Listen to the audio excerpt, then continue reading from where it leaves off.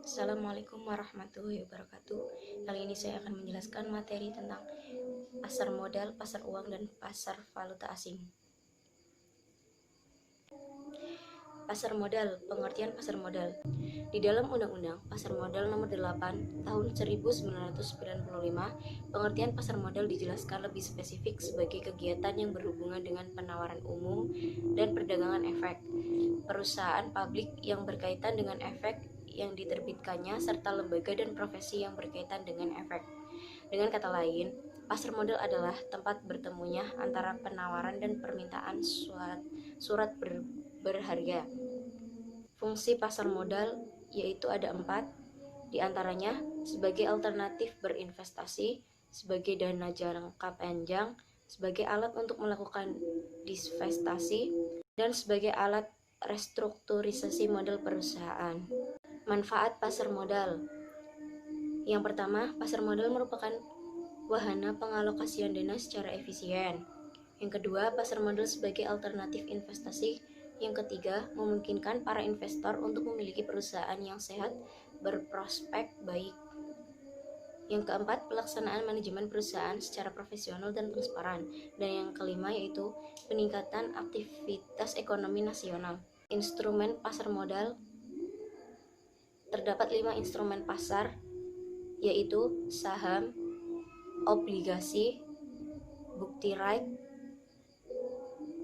waran, reksadana. Reksadana yaitu sekumpulan saham, obligasi, serta efek lain yang dibeli oleh sekelompok investor dan dikelola oleh perusahaan investasi yang profesional.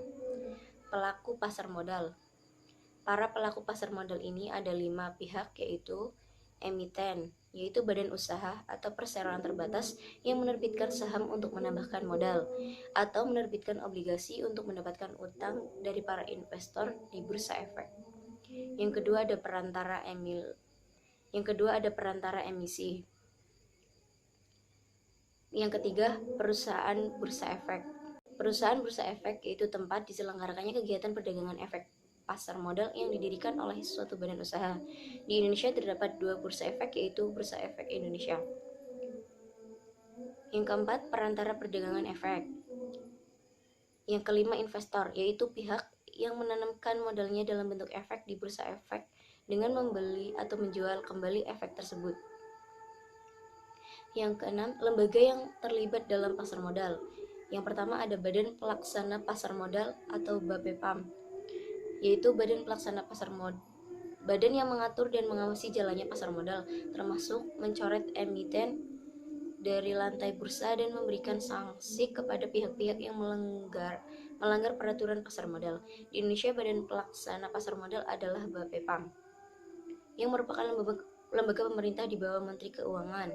Yang kedua ada Lembaga Penunjang Pasar Modal. Prosedur emisi. Bagi perusahaan yang akan melakukan emisi baik saham maupun obligasi di pasar modal harus memenuhi persyaratan dan prosedur yang berlaku yang telah ditetapkan di pasar modal, mulai dari persyaratan emisi sampai ke tangan investor. Kemudian dilanjutkan dengan penjualan dan pembelian saham dan obligasi di pasar perdana atau primer sampai di pasar sekunder. Jenis-jenis pasar modal yaitu pasar perdana dan pasar sekunder. Terus ada pasar paralel. Pasar uang, pengertian pasar uang. Pasar uang atau money market merupakan pertemuan dalam suatu pasar yang abstrak untuk memperoleh demand dan supply dana jangka panjang. Dalam pasar uang, valuta asing diperlukan untuk membayar kegiatan ekspor impor dan utang luar negeri. Tujuan pasar uang untuk memenuhi kebutuhan jangka pendek, untuk memenuhi kebutuhan likuidasi, untuk memenuhi modal kerja, membantu pihak yang membutuhkan dana apabila kalah clearing. Instrumen pasar uang. Ada interbank call money, sertifikat Bank Indonesia atau SBI, sertifikat deposito. Sertifikat deposito sejalan dengan kebijakan pemerintah yang membolehkan pihak perbankan untuk menerbitkan sertifikat deposito sejak tahun 1971. Maka sampai sekarang ini sertifikat deposito merupakan alternatif utama bagi pihak perbankan untuk memenuhi kebutuhan dana jangka pendeknya. Surat berharga pasar uang atau SPBU, Banker Acceptance. Pasar valuta asing, pengertian valuta asing.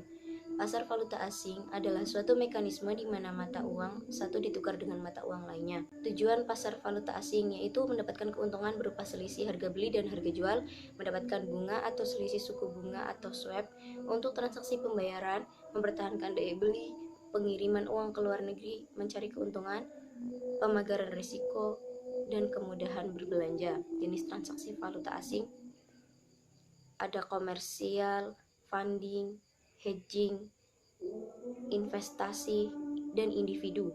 Peserta pasar valuta asing yaitu ada perusahaan, masyarakat atau perorangan, bank umum, broker, pemerintah, dan bank sentral atau BI. Margin trading.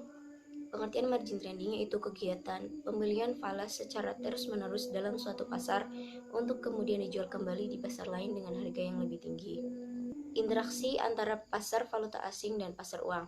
Pemilihan dana dalam pasar uang selalu berkaitan dengan pasar falas. Artinya, jika kita hendak menginvestasikan uang kita dalam pasar uang, maka kita akan selalu mempertimbangkan kegiatan yang terjadi di pasar falas. Demikian pula sebaliknya. Hal ini dilakukan untuk menentukan investasi mana yang paling menguntungkan di pasar uang atau falas. Interaksi antara pasar uang dan falas ini menjadi lebih penting apabila jumlah dana yang ada dalam jumlah besar atau kondisi ekonomi pada saat yang kurang baik. Demikian yang bisa saya sampaikan. Kurang lebihnya mohon maaf. Wassalamualaikum warahmatullahi wabarakatuh.